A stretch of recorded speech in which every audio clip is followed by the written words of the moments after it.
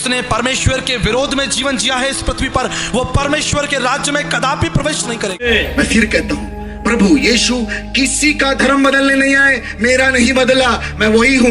दोस्तों आज की इस वीडियो को पूरा जरूर देख के जाइएगा और अभी से इस वीडियो को लाइक कर दीजिए। और मैं आप लोगों को दिखाने चाह रहा हूँ किस प्रकार से एक रिपोर्टर ने कहा कि इस दुनिया का सबसे बड़ा धर्म है ईसाई धर्म। कितने लोग प्रभु यीशु मसीह पर विश्वास करते हैं, और साथ ही इस रिपोर्टर ने कहा कि आने वाले दिनों में ये दुनिया पूरी नष्ट होने वाली है, एक अंधकार की ओर जाने वाली है। आइए इस वीडियो को हम पूरा देखते हैं। इनमें सबसे बड़ा धर्म है ईसाई धर्म, जिसे पूरी दुनिया में 238 करोड़ लोग मानते हैं, जिसमें यह पता चला कि वहां ईसाई धर्म को मानने वाले लोगों की आबादी अब तेजी से कम हो रही है और ऐसे लोगों की आबादी में जबरदस्त वृद्धि हो रही है जो किसी भी धर्म को नहीं मानते। आप तो जानते हैं ब्रिटेन पारंपरिक रूप से एक ईसाई देश है, क्रिश्चियनिटी को मानने वाले लोग वहां पर रहते हैं। लेकिन एक ऐसा देश जो क्रिश्चियनिटी को मानता है, जहां पुराने जमाने से, वर्षों से, दशकों से, और वहां पर क्रिश्चियंस की संख्या घटनी शुरू हो जाए और ऐसे लोगों की संख्या बढ़नी शुरू हो जाए जो किसी धर्म को मानते ही नहीं। वर्ष 2011 में इंग्लैंड और वेल्स में ईसाई धर्म को मानने वाले लोगों की आबादी लगभग 60% थी, यानी वहां 3 करोड़ 33 लाख लोग 2011 में ईसाई धर्म को मानते थे, या ये मान लीजिए कि क्रिश्चियन थे। लेकिन अब इनकी संख्या लगभग 46% रह गई है, यानी 2 करोड़ 75 लाख इनकी संख्या रह गई है। यानी 10 वर्षों में वहां ईसाई धर्म की आबादी लगभग 13% तक घट गई है। और इंग्लैंड के इतिहास में ऐसा पहली बार हुआ है जब वहां ईसाई धर्म की आबादी 50% से भी कम हो गई। वर्ष 2011 में वहां पर 3.33 करोड़ यानी लगभग 60% आबादी क्रिश्चियंस की थी, और अब 2021 में यह आबादी घटकर 2.75 करोड़ रह गई है, जो कि उनकी आबादी का सिर्फ 46% है। देखने को जो मिलती है हर जगह। हर धर्म में अपने पाप धोने की व्यवस्था की गई है। क्या करता है? कोई चर्च में जाता है, कोई दान दक्षिणा करता है, ये सोचकर लोग अपने पापों को धोते चले जाते हैं। और इसीलिए हर धर्म ने यह व्यवस्था की है कि उसे मानने वाले लोगों के पाप साथ साथ धुलते चले जाएं। लेकिन जो लोग किसी धर्म को मानते ही नहीं है, उनके पाप कैसे धुलेंगे? और उनका जो धर्म होगा वो क्या होगा? जब धर्म ही पैसा बन जाएगा तो उसे कमाने के लिए, उसे अर्जित करने के लिए इंसान किसी भी लक्ष्मण रेखा को पार करने लगेगा। उसे किसी का डर नहीं होगा, उसे ईश्वर का डर नहीं होगा, अपने धर्म का डर नहीं होगा। सोचिए एक कैसी नई व्यवस्था हमारी दुनिया में बनने वाली है, बन रही है इस समय। इनमें सबसे बड़ा धर्म है ईसाई धर्म, जिसे पूरी दुनिया में 238 करोड़ लोग मानते हैं। के सामने बड़ी दिलचस्प है, पहले नंबर पर ईसाई धर्म को मानने वाले लोग 238 करोड़ देखिए, दूसरे नंबर पर इस्लाम को मानने वाले 191 करोड़, तीसरे नंबर पर कोई धर्म ना मानने वाले लोग 119 करोड़। और सोचिए तीसरे नंबर पर ये जो धर्म है जिसका कोई नाम नहीं है, ये धर्म है पैसे का धर्म। और क्या धर्म होगा इनका? तो ये भौतिकवाद को अपना धर्म मानेंगे, ये पैसे को शायद अपना धर्म मानेंगे। अब इस सवाल पर आते हैं कि क्या भारत में भी ऐसा हो सकता है जैसा अभी आजकल ब्रिटेन में, कनाडा में और बाकी के पश्चिमी देशों में हो रहा है? तो इसका जवाब है बिल्कुल, भारत में भी ऐसा हो सकता है। और ये मैं क्यों कह रहा हूं? उसका सबसे बड़ा कारण है हमारे देश की युवा आबादी। पूरी दुनिया में सबसे बड़ी युवा आबादी हमारे देश में है, और ये जो चलन है किसी भी धर्म को ना मानने का, ये सबसे ज्यादा युवा आबादी में ही देखने को मिल रहा है। असल में भारत दुनिया की सबसे ज्यादा युवा आबादी वाला देश है, जहां लोगों की औसत आयु सिर्फ 28.7 वर्ष है। और ये नोटा वाला धर्म पूरी दुनिया में युवा आबादी ही सबसे ज्यादा अपना रही है, इसलिए हमारे देश पर इसका प्रभाव आगे चलकर जरूर पड़ेगा। दूसरी बात यह कि भारत की जो नई युवा पीढ़ी है उसका पहले के लोगों की तुलना में धर्म में विश्वास काफी कम हुआ है। और अगर आप देखेंगे तो हमारे देश में भी धार्मिक कट्टरवाद और धार्मिक लचीलापन, दोनों व्यवस्थाएं और धारणाएं एक साथ आगे बढ़ रही हैं और मजबूत भी हो रही हैं, जिससे यह समझ में आता है कि नई युवा पीढ़ी शायद किसी भी धर्म में बहुत कट्टरता के साथ विश्वास नहीं रखेगी और पुरानी पीढ़ी में यह धार्मिक विश्वास ज्यादा देखने को मिलेगा। भारत में अगर नो रिलीजन सबसे बड़ा धर्म बन गया तो यह हमारे देश की पूरी व्यवस्था को बदल कर रख देगा। और जैसा कि मैं आपको अपना सबसे बड़ा डर बता रहा हूं, जो व्यक्ति किसी भी धर्म को नहीं मानेगा, शायद उसके लिए सबसे बड़ा धर्म पैसा ही बन जाएगा। और लोगों का जो इकोनॉमिक स्टेटस है, यानी आपकी जो आर्थिक स्थिति है, वही आपका धर्म बन जाएगी और वही आपकी नई जातियां बन जाएंगी। नया धर्म और नई जातियां होंगी lower middle class, upper middle class, अमीर और गरीब, ये सब नए धर्म हो जाएंगे।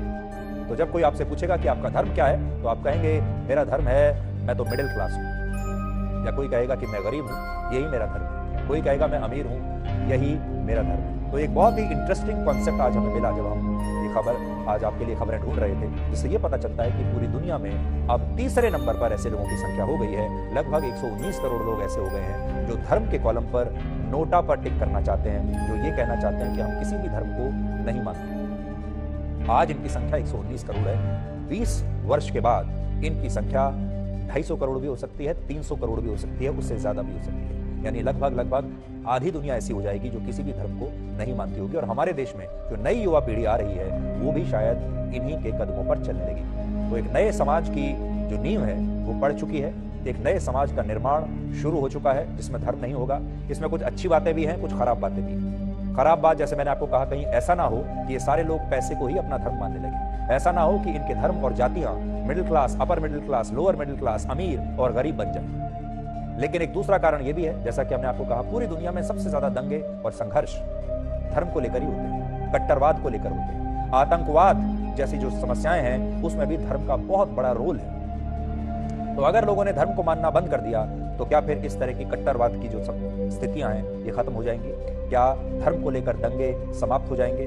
क्या धर्म को लेकर जो संघर्ष आज पूरी दुनिया में चल रहा है अलग अलग धर्मों के बीच, क्या वो समाप्त हो जाएंगे? जो लोग कन्वर्जन कराते हैं, जो लोग घर वापसी कराते हैं, उन सब की दुकानें भी बंद हो जाएंगी। और सोचिए, हमारे देश में इतने मंदिर हैं, पूरी दुनिया में इतने चर्च हैं, कितने मस्जिद हैं, कितने गुरुद्वारे हैं। जब धीरे धीरे लोग धर्म को मानना ही बंद कर देंगे तो इन मंदिरों का क्या होगा, गुरुद्वारों का क्या होगा, चर्चेस का क्या होगा और मस्जिदों का क्या होगा? क्योंकि वहां जाने वाले लोगों की संख्या बहुत कम हो जाएगी। और ये वो समय होगा जब लोगों के पास इन पूजा स्थलों पर जाने का समय ही नहीं बचेगा। वैसे भी आपने देखा होगा कि धर्म काफी हद तक डाइल्यूट हो गया है। तो एक नई स्थिति है, इसके लिए आपको अपने विचारों के जरिए अपने आप को तैयार रखने की आवश्यकता है। जिसने परमेश्वर के विरोध में जीवन जिया है इस पृथ्वी पर, वो परमेश्वर के राज्य में कदापि प्रवेश नहीं करेगा। मुंडक उपनिषद 1:2-12 में लिखा है, वो श्रोत्यम है, वो सब बातों का जानने वाला है। आपको मालूम है, यीशु मसीह जब इस संसार में था तो उपनिषदीय लक्ष्य को, श्रोत्यम वो सब बातों का जानने वाला है, उसने पूरा किया। उसने क्या कहा? मैं भविष्यवक्ताओं की पुस्तकों को लोप करने नहीं, पूरा करने आया हूं। उसको ज्ञात था कि कौन चेला मुझे पकड़वाएगा। हालेलुया। यीशु को ज्ञात था कि वो सिक्का कहां मिलेगा। यीशु को ज्ञात था कि मैं शास्त्री और फरीसियों के हाथों पकड़वाया जाऊंगा। यह परमेश्वर की पहचान है। भारतीय दर्शन के मुंडक उपनिषद 1:2-12 में लिखा है, परमेश्वर सर्वज्ञानी है, वो सब जानता है। यीशु को पता था कि आज की रात भयानक रात है। यीशु को पता था कि कल सवेरे में शास्त्री और फरीसियों के हाथ मारा जाऊंगा।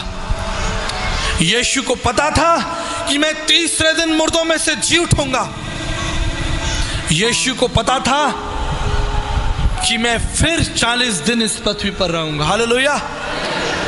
भारतीय दर्शन की इस प्रार्थना को कि परमेश्वर श्रोत्यम है, वो श्रुतियों का ज्ञाता है, वो भविष्य का ज्ञाता है, इस कारण को सिर्फ और सिर्फ प्रभु यीशु मसीह ने किया। भारतीय दर्शन के मुंडक उपनिषद 1:21-2 के अनुसार ब्रह्मनिष्ठम, पूर्ण परमेश्वर, आंशिक परमेश्वर नहीं, पूर्ण परमेश्वर।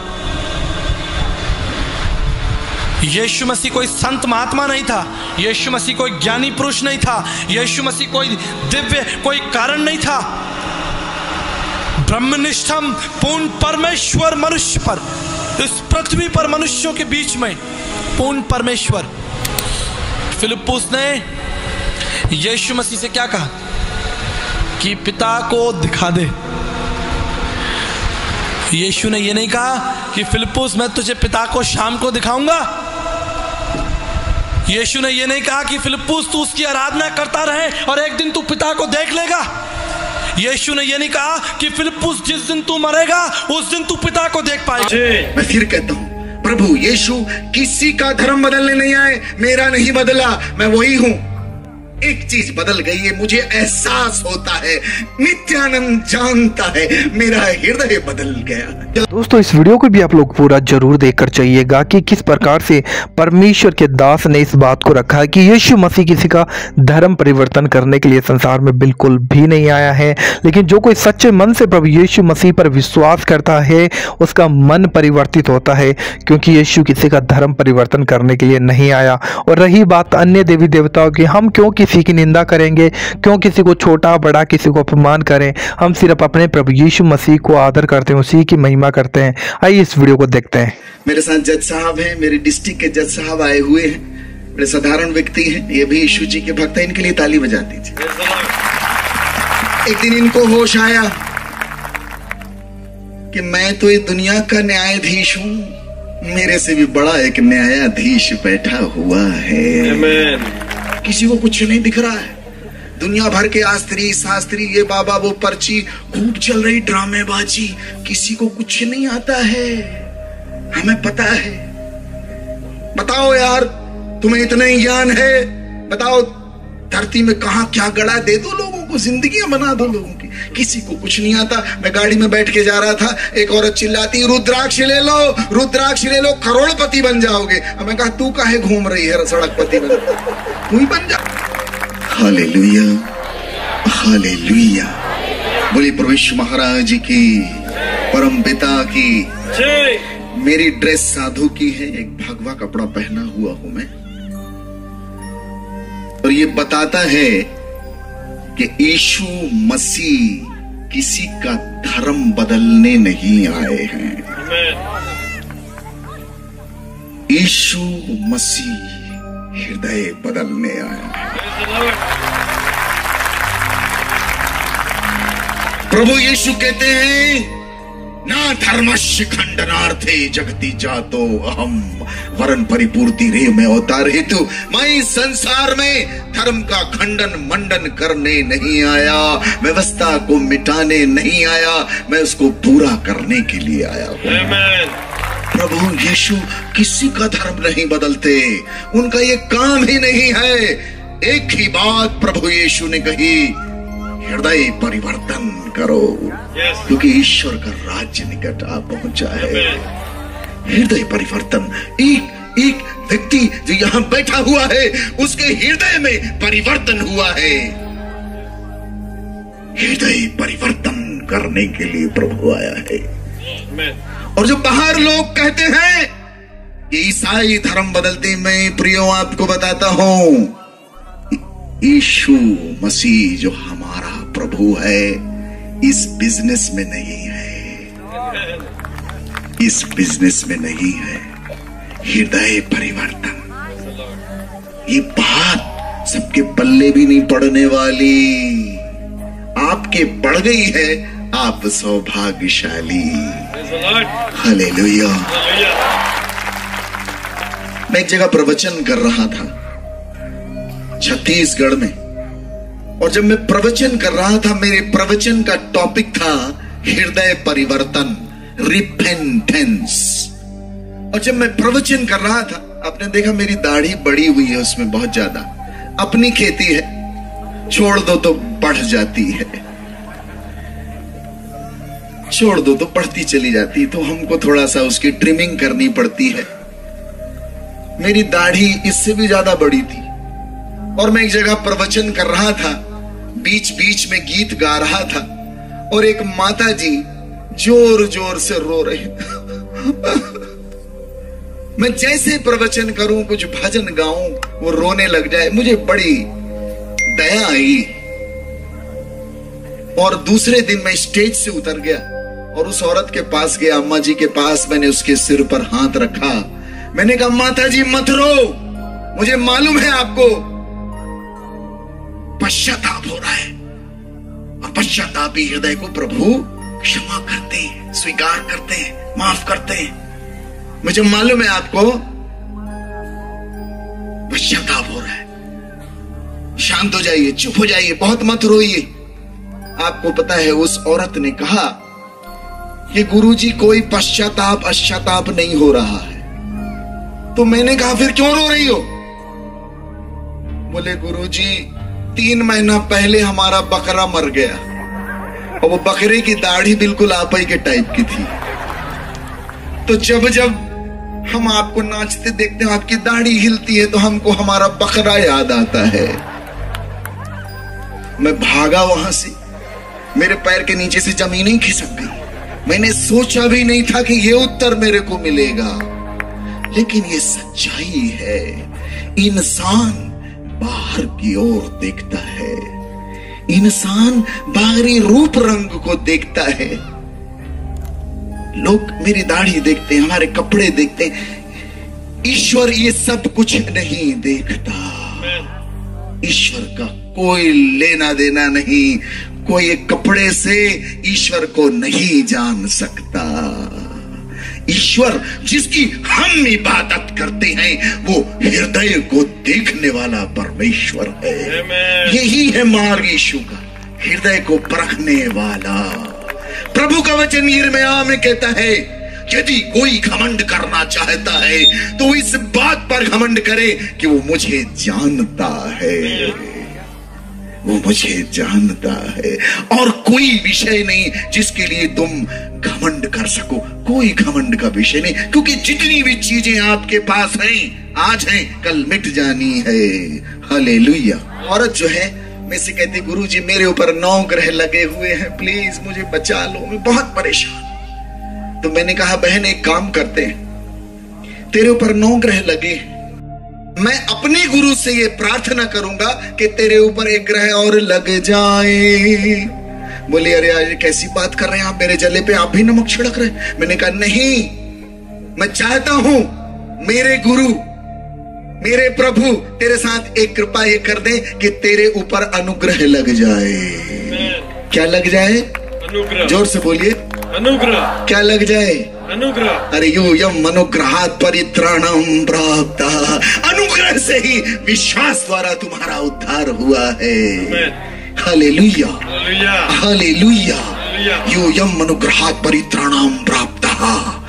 अनुग्रह लग जाए, और वो ग्रह जब लगता है सारे ग्रह रफू चक्कर हो जाते हैं। Hallelujah, hallelujah.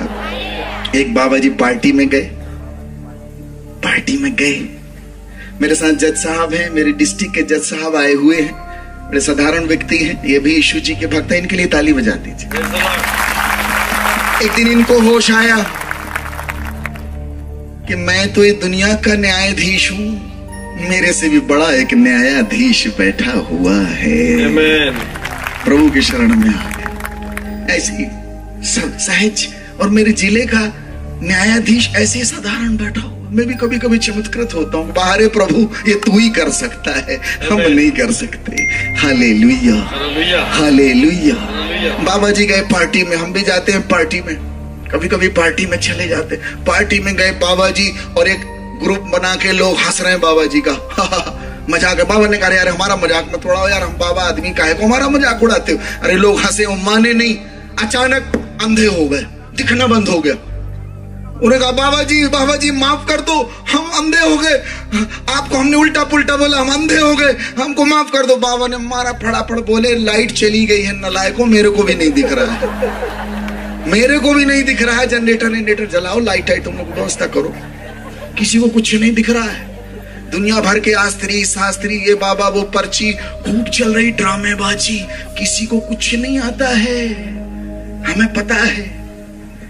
बताओ यार, तुम्हें इतना ही ज्ञान है, बताओ धरती में कहां क्या गड़ा, दे दो लोगों को, जिंदगियां बना दो लोगों की। किसी को कुछ नहीं आता। मैं गाड़ी में बैठ के जा रहा था, एक औरत चिल्लाती रुद्राक्ष ले लो, रुद्राक्ष ले लो, करोड़पति बन जाओगे। मैं कहा तू काहे घूम रही है सड़कपति बन, तू ही बन जा।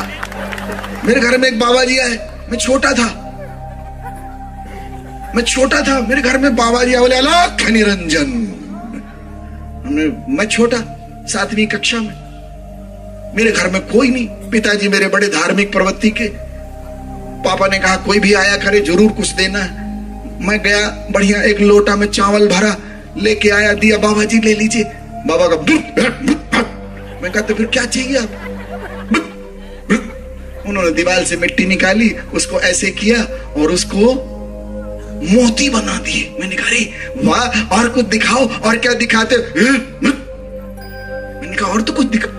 उनको आश्चर्य की, इसको आश्चर्य नहीं हो। ये बोल रहा और दिखाओ। मैंने कहा और दिखाओ। उन्होंने उसको ऐसे किया, अंगूठी बना दी। मैंने कहा अरे बहुत अच्छा, और दिखाओ। बोले दे 50 रुपए। मैंने कहा बाबा मिट्टी से मोती बनाए, मोती से अंगूठी बनाए, तो 50 रुपया भी बना लो। जब तुम इतना ही कर लिए, ये भी कर लो। ये ड्रामेबाजी है, इसमें ईश्वर नहीं बैठा। ये मूर्ख बनाने वाले व्यापार हैं, इनसे हमें बाहर आना है। ईश्वर इनमें नहीं बसता। Hallelujah, hallelujah. जीवन को रूपांतरण करने वाली बातें अलग हैं, अलग हैं। Hallelujah, hallelujah. बोलिए प्रभु यीशु महाराज की। मैं फिर कहता हूं, प्रभु यीशु किसी का धर्म बदलने नहीं आए। मेरा नहीं बदला, मैं वही हूं। एक चीज बदल गई है, मुझे एहसास होता है, नित्यानंद जानता है, मेरा हृदय बदल गया। दोस्तों अगर आप लोगों को ये वीडियो अच्छा लगा तो इस वीडियो को ज़्यादा से ज़्यादा शेयर करिए और परमेश्वर आप सभी को बहुत आशीष दे। हमारे चैनल को जरूर सब्सक्राइब करिएगा ऐसी ही और वीडियोज देखने के लिए। जय मसीह की। God bless you.